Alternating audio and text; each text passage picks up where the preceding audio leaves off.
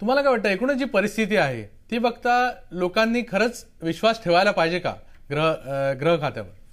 मी त्याच्याबद्दल असं म्हणेन की महाराष्ट्रातली परिस्थिती लॉ अँड ऑर्डरची म्हणजे कायदा आणि सुव्यवस्थेची ही नक्कीच काळजीपूर्वक झाली, पण कोलमडलेली नाही असं म्हणणार नाही. हा ठीक आहे, तुम्ही आत्ता जो इन्सिडेंट सांगितला त्याला मला की मुख्यमंत्र्यांच्या सौभाग्यवतींची पर्स मारली गेली, पण ह्याच्यावरनं सगळं कोलमडलं असं समजायचं काही कारण नाही. आपण एक मुंबईचं साधारण पहिलं छोटंसं उदाहरण घेऊया की पोलीस काम करतायत ह्याच्याबद्दल काय बघायचं कारण नाही. आत्ता पहा, आपण तुमचा JK डे मर्डर झाला, प्रचंड त्याच्यावरती मीडियाचं प्रेशर होतं, इलेक्ट्रॉनिक मीडिया म्हणजे आपलं प्रेशर होतं, प्रिंट मीडियाचं प्रेशर होतं, लक्षात ठेवा कोर्टाचंही प्रेशर होतं कारण हायकोर्टामध्ये गेले होते, जनतेचं प्रेशर होतं, आमच्या बॉसेस म्हणजे पोलीसच्या बॉसेसचं प्रेशर होतं आणि ह्याशिवाय राजकीय पुढाऱ्यांचंही प्रेशर होतं. पण एक साधारण 18 दिवसानंतर 8 माणसं आणि नंतर 4 दिवसानंतर एक त्यातला मुख्य किंगपिन अटक केलेली आहे. मुंबईसारख्या शहरात जिथं 1.5 कोटी माणसं साधारण आहेत, हे किती कामं अवघड आहे आपण कल्पना करा. त्याच्यानंतर दुसरी मी एक तुम्हाला मुद्दामून केस सांगतो की पाकमुडिया स्ट्रीटमध्ये फायरिंग झाल्यानंतर आपण कल्पना करायची त्यातला एक माणूस आत्ता UP-मधनं आणि बाहेर एक बेंगलोरमधनं अटक करून आणलेले आहेत. त्यानंतर तिसरी मुद्दामून तुम्हाला केस देतो की मालाड मर्डर केस. खरं म्हणजे ती पोलिसांनी केस चांगली हँडल केलेली नाही असं माझं वैयक्तिक मत आहे. कारण एकदा पोलिसांच्याकडे गेल्यानंतर ताबडतोब त्याला जो रिस्पॉन्स द्यायला पाहिजे होता तो पोलिसांनी दिला नाही, परंतु त्यामध्ये ही सगळी माणसं अटक केलेली आहेत आणि 4च्या 4 अटक झालेली आहेत. असं जर तुम्ही बघितलं आता बघा, अगदी किरणापुरेची केस मला वाटतं ती नागपूरमधली होती. थिंग्स आर नॉट बॅड, पण तू काय झालंय आपण लक्षात ठेवा की कायद्याचा जो दरार आहे तो संपत चाललाय आणि ती सगळ्यात मोठी बरं का शोकांतिका आहे महाराष्ट्रात. बरोबर, तुम्ही आता म्हणला things are not bad but they are getting worst असं म्हटलं तर चुकीचं ठरणार नाही. रामदास कदमजी, तुम्हाला काय वाटतं की याला जबाबदार कोण आहे शेवटी? कारण तुम्ही स्वतः गृहमंत्रालय स्वतः बघितलेलं आहे आणि तुम्ही काम पण केलं तिथे, पण एकूणच बघता आबा नेहमी हम ये करेंगे हम वो करेंगे याच्या पुढे आपल्याला जाताना दिसत नाही. एक गोष्ट मला स्पष्टपणे सांगायची आहे, राज्यामध्ये जनतेच्या जीविताचं रक्षण करण्याचं काम शासनाचं आहे, जनतेच्या मालमत्तेचं रक्षण करण्याचं काम शासनाचं आहे. आता जिथं मुख्यमंत्र्यांची पत्नी सुरक्षित नाही आहे तर राज्याची जनता सुरक्षित कशी राहू शकते हा पहिला प्रश्न माझा आहे. सन्माननीय अरविंद इनामदारजी यांचं मी अंतःकरणापासून माझ्या मनामध्ये रिस्पेक्ट आहे, त्यांचं काम मी जवळनं पाहिलं आहे, त्यात कुठेही दुमत नाही. पण त्यांनाही एक गोष्ट मला सांगायची आहे, त्यांनी जे उदाहरण दिलं आता जेडेनच्या हत्याचं, खरं तर पोलिसांचं काम आहे, ती हत्या सुद्धा कामा नाही. पहिल्यांदा आरोपी पकडले हे भूषण नाही, पण त्यांची हत्या झाली ना, मग तुमची गुप्तचर यंत्रणा नेमकी होते काय असा प्रश्न निर्माण होतो. हत्या झाल्यानंतर गुन्हा झाल्यानंतर आरोपीला पकडणं म्हणजे पोलीस सक्षम आहेत असं होत नाही. खरं तर गुन्हा होता कामा नये, ते पोलिसांचं काम मुख्यतः मूळ काम आहे आणि ते काम मूळतः आज या महाराष्ट्रामध्ये होत नाही, ही व्यथा आमची आहे. आणि म्हणून आज मी सांगेन राज्यामध्ये कायदा आणि सुव्यवस्था ही पूर्णपणे ढासळलेली आहे. कायदा आणि सुव्यवस्थेचा पूर्णपणे बोजवागा उडवला असं मी म्हटलं तर मी चुकीचं म्हटलं असं मला वाटणार नाही. आज कोण सुरक्षित नाही या राज्यामध्ये? त्यांनी म्हटलं 1.5 कोटी संख्या आज मुंबईमध्ये आहे, कबूल ना, पण जी 1.5 कोटी संख्या आज मुंबईमध्ये आहे ती सरकारच्या आशीर्वादामुळे झाली ना. शिवसेना प्रमुख गेल्या 25 वर्षापूर्वी जे सांगत होते की हे भारतीय लोंढे थांबवा, ब्रिटिशांच्या वेळेपासून फक्त 30 लाख लोकांची सुविधा असलेली ही मुंबई ती 1.5 कोटीपर्यंत घालवली कोणी? कुणाच्या आशीर्वादामुळे झालंय? परप्रांतीयांचे लोंढे तुम्ही थांबवले असते, तुम्ही जर का या ठिकाणी महानगरपालिकेला पोलीस दिले असते, बंदोबस्त दिले असते. आबांनी जवळजवळ 100 वेळा आम्हाला सभागृहामध्ये वायदे केले की 200 पोलीस देतो अनधिकृत बांधकाम तोडण्यासाठी, एक पोलीस देखील दिला नाही. इनामदार साहेबांना माहिती आहे, फक्त आश्वासनं मिळतात. आणि म्हणून आणि मग निवडणुकीच्या काळामध्ये मुंबई महानगरपालिका शिवसेनेची आहे म्हणून अतिक्रमण होतात हे सांगायला आणखी मोकळे. आज बांगलादेशांचा देखील मुद्दा शिवसेना प्रमुखांनी अनेक वर्षापासून घेतलाय. काय आपण केलं बांगलादेशासाठी? 1 कोटी बांगलादेशी आज गायब आहेत. तिथून कुठे आहेत ते? ती जबाबदारी कुणाची आहे? माझ्यामध्ये पण खरं तर शासन पूर्णपणे निष्क्रिय आहे. शासन माझ्यामध्ये फक्त हा मुंबईचा विषय नाही आहे, कारण मुंबईत ज्या घटना घडतायत त्याचप्रमाणे बाहेरही तेवढ्याच घटना घडतायत. अंकुश काकडेजी, तुम्ही काय म्हणाल? पुणे ज्याला आपण म्हणतो ते अजूनपर्यंत सुरक्षित होतं, पण ज्या घटना आपण बघतोय दिवसेंदिवस होत आहेत, मग त्या शहराला तुम्ही काय म्हणाल? नाही, अरविंद इनामदारांनी चांगल्या प्रकारचं विश्लेषण या ठिकाणी केलंय की जरूर या ठिकाणी गुन्हेगारी वाढते, पण ती वाढते याचा अर्थ राज्यामध्ये कायदा आणि सुव्यवस्था नाही असं म्हणणं चुकीचं ठरेल. या प्रकरणामध्ये मग ती मुंबईमध्ये झालेली जेडींची हत्या असेल, 2-4 दिवसापूर्वी झालेली अकोले तालुक्यातील विरगाव या ठिकाणची त्या ठिकाणी झालेले अत्याचार असतील, या निश्चितच गंभीर घटना आहेत. अशा घटना राज्यामध्ये कुठेही होऊ नयेत या बाबतीमध्ये शासन प्रयत्नशील राहिलंच पाहिजे, यामध्ये कोणाचंही दुमत असण्याचं कारण नाही. परंतु आपण पाहतो, आपण पुण्याचा उल्लेख केला, पुण्यामध्ये देखील गेल्या काही दिवसामध्ये चेन स्मोकिंगचे अनेक प्रकार झाले, पण पोलीस यंत्रणा सक्षम आहे, त्या बाबतीमध्ये चांगल्या प्रकारची उपाययोजना करते. आजच आपण पुण्याच्या काही वर्तमानपत्रामध्ये वाचलं असेल की 1.5 वर्षापूर्वी झालेला खुनाचा उलगडा पोलिसांनी केवळ त्या गळ्यामध्ये असलेल्या लॉकेटवरून शोधून काढला. त्यामुळे पोलीस यंत्रणा कार्यरत आहे हे एक ज्वलंत उदाहरण या ठिकाणी आपल्याला पाहायला मिळत आहे.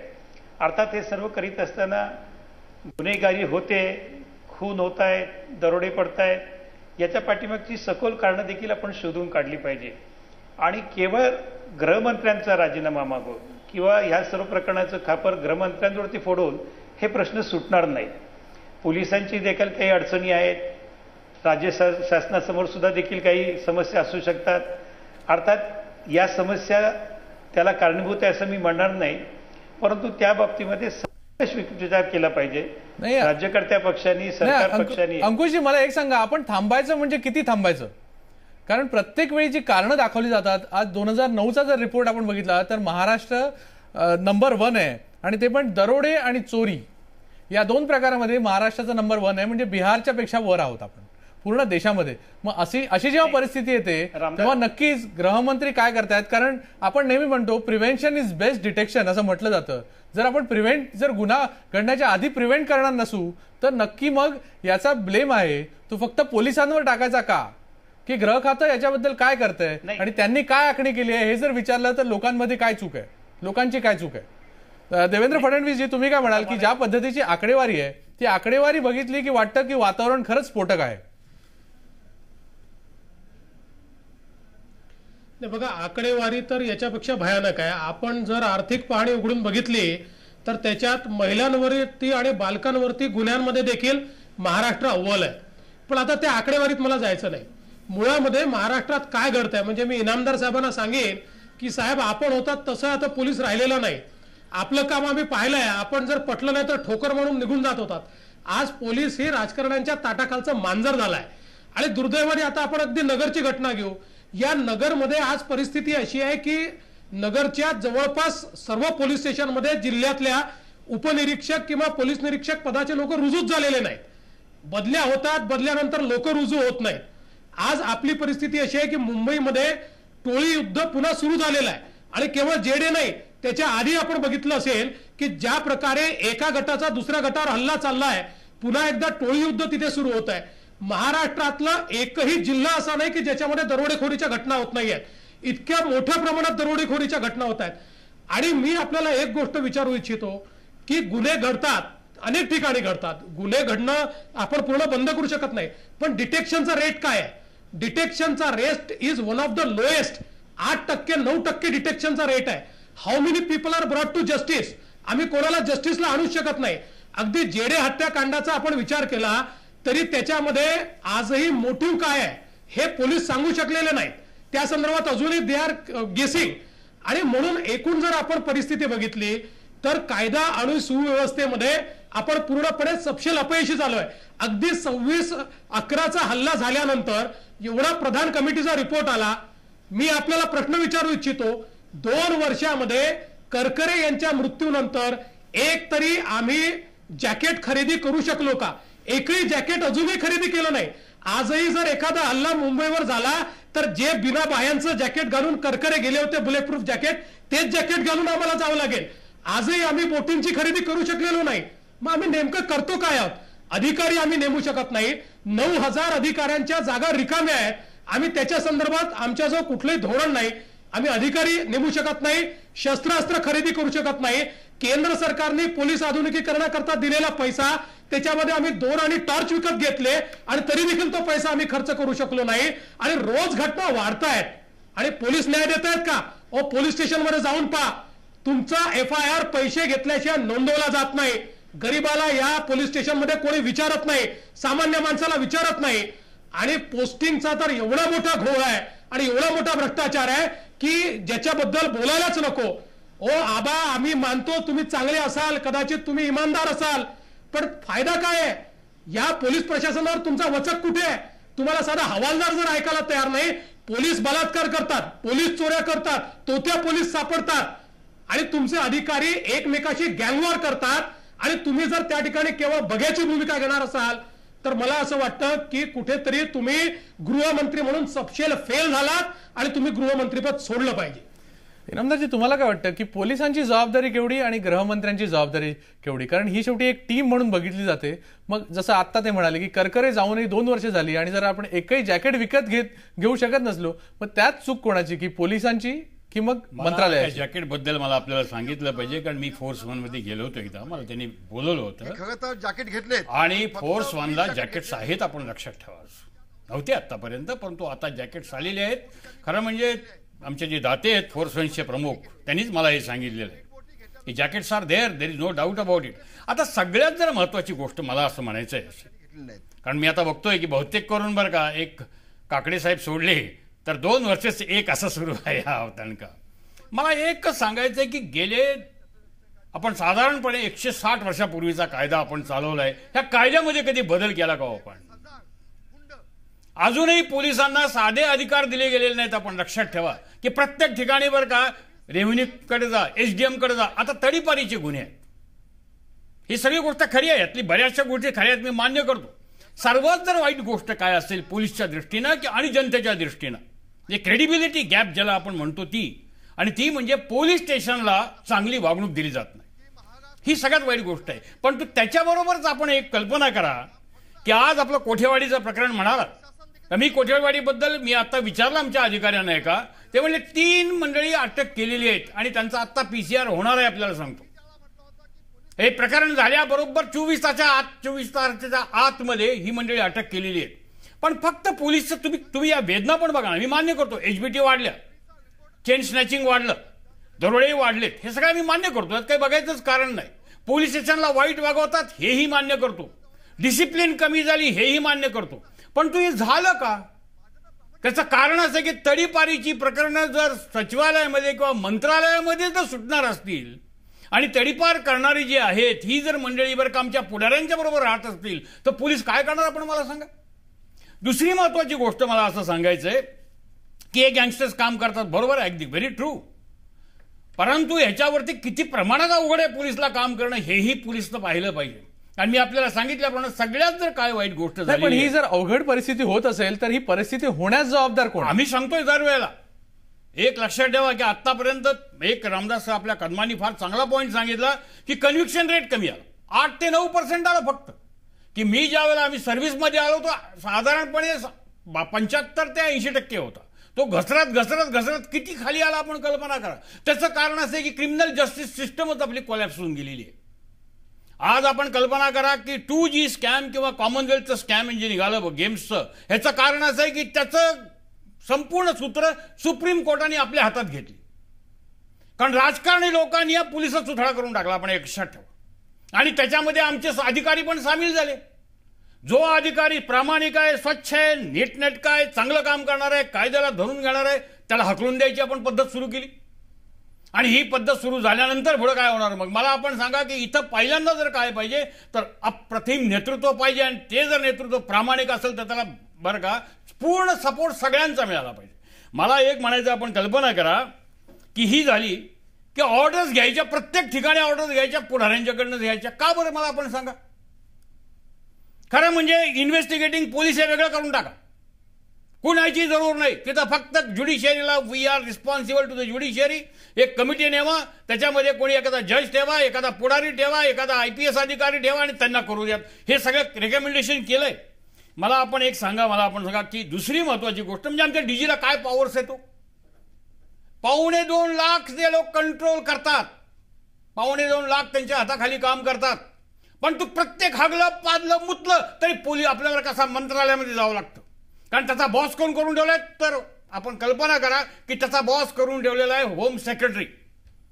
म्हणजे लढणारा पोलीस आणि सगळ्या पॉवर्स मात्र त्यांच्याकडे देऊन ठेवल्यात. हे आम्ही सगळ्या गव्हर्नमेंटला मी सांगितलेलं आहे आणि त्याच्यामध्ये सगळीच गव्हर्नमेंट आहेत, आपण लक्षात ठेवा. आत्ता आपण कल्पना करा की एमपीना आपण पैसे दिलेत, त्यांचा फंड 2 कोटीचा 5 कोटी करून दिला. आमदारांचा फंड आहे, पण डीजीकडे असा पैसा काही दिलाय का? डीजींच्या पॉवर्स मी असताना किती होत्या? हे फायनान्शियल पॉवर्स माहिती आहे परब साहेब? 150 रुपये. ह्याच्याबद्दल सरकारने किंवा मला सांगा अपोजिशन पार्टीनं तरी कधी काही केलं का? आम्ही सारखं ओरडून सांगतो की पोलिसला या पॉवर्स द्या. एक्सपेरिमेंटच्या पॉवर्स आपल्याला माहिती आहे डिस्ट्रिक्टमध्ये ह्या पॉवर्स सगळ्यावर का रेव्हेन्यू डिपार्टमेंटकडे दिल्या का? आता पोलीसवरती विश्वास नाही. मग पोलीस काय करणार आपण मला सांगा. आणि ज्या पोलिसांना मला एक सांगायचं की अगदी गोष्ट खरी आहे की जे पोलीस असं वाईट वागतात, कारण प्रचंड चॅलेंजेस आहेत. माफिया आपण यांनी म्हटल्याप्रमाणे अगदी गोष्ट खरी आहे की तेल माफिया आहे, वाळू माफिया आहे, लँड माफिया आहे, त्याच्यानंतर नक्षलाइट्स आहेत, त्याच्यानंतर टेररिस्ट आहेत, गँगस्टर्स आहेत. अरे पोलीसच्या मागे किती गोष्टी आहेत. परंतु ह्याच्याबरोबर कायदे बदलले गेले का? आपण मला एक साधी गोष्ट सांगा, महाराष्ट्रामध्ये आम्ही आणला म्हणून तो मोका आला आपल्याला सांगतो, नाही तर तो पण नव्हता. ताडा काढून टाकलात, पोटा काढून टाकलात. हे कोण करतंय सगळं? हे काय पोलीस करतात का काय? आणि दॅट इज वाय डीजींना जर वित्तीय अधिकारी नसतील, प्रशासकीय अधिकारी नसतील, त्याच्यानंतर बदल्यांच्यावरती त्यांचं कंट्रोल, त्यांच्या बढत्यावरती त्यांचं कंट्रोल, मग डीजीचं मानणार कोण हो? आर्मीमध्ये असं असतं का कधी? आपण मला दाखवायचं तरी आर्मीमध्ये असं असतं का?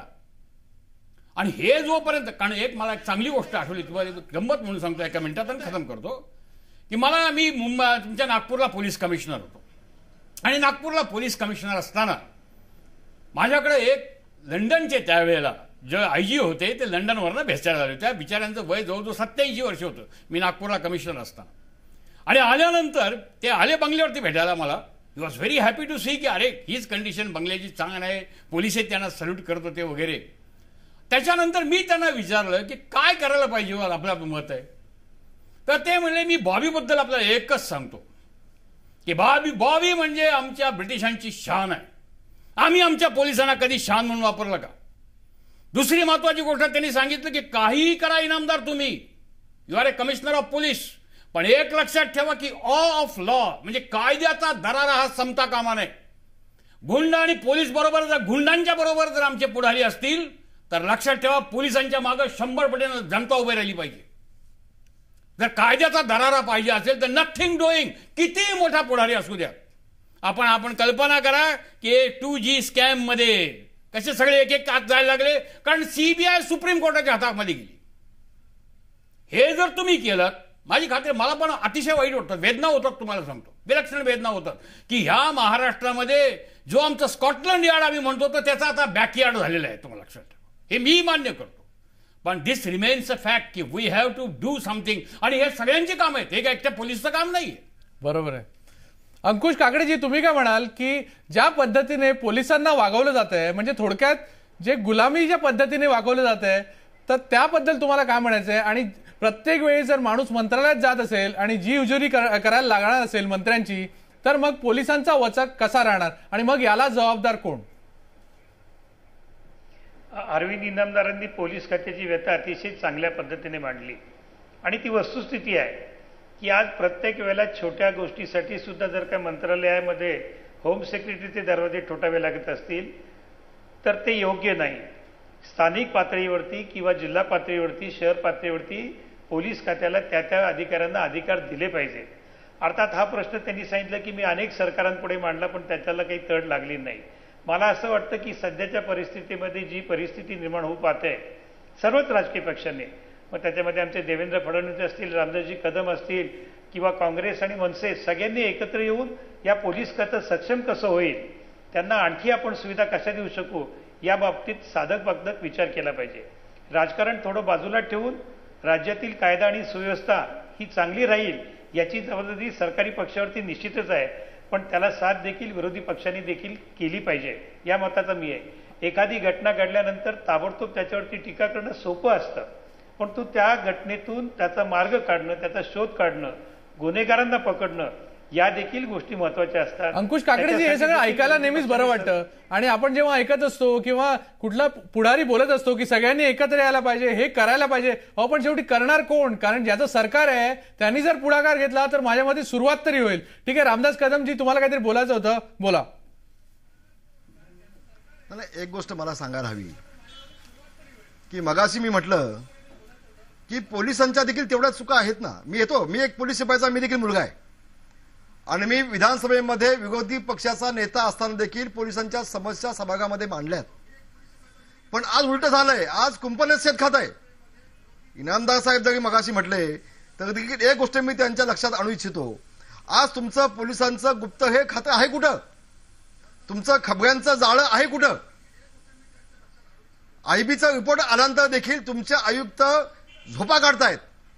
26/11च्या वेळेला ज्या वेळेला मी स्वतः त्या ठिकाणी साईडवरती होतो, हॉटेल ओबरायच्या खाली, यांचा पोलीस कमिशनर वरती गोळ्या खात्यात लोक आणि यांचा पोलीस कमिशनर त्या हॉटेलच्या खाली एसी लावून गाडीत झोपलेला मी पकडलाय. मी त्याला उठवलाय, मी उठवलंय स्वतः आणि मी जाऊन मुख्यमंत्र्याला सांगितलं त्या तुमचा एखादा पोलिसांचा जबाबदार आयुक्त माणसं गोळ्यांनी वरती मरतायत, झोप कशी येते आयुक्ताला गाडीमध्ये, हसन गपूरला, आणि हे जबाबदार बोलतोय मी.